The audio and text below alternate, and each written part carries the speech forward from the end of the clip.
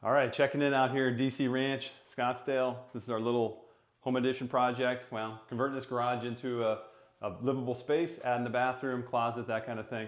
So we've made some good progress this week. We got all the drywall up. The drywall first couple coats are on. The only thing left with the drywall is the texture coat.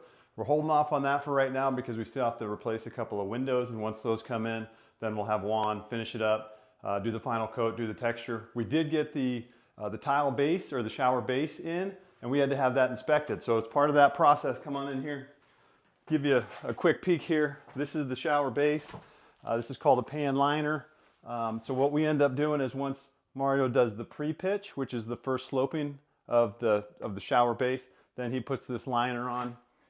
He has this little balloon. This little balloon goes into the drain and airs it up, and then he fills it up with water, and we mark a line to that water line, and then the inspector comes out the next day, makes sure it's holding water before we move on. So we got that approval yesterday, and so now we're ready to move on to tile. So things are gonna start getting exciting around here, and we're really looking forward to bringing you this finished project. So thanks again for following along, and we'll see you next time.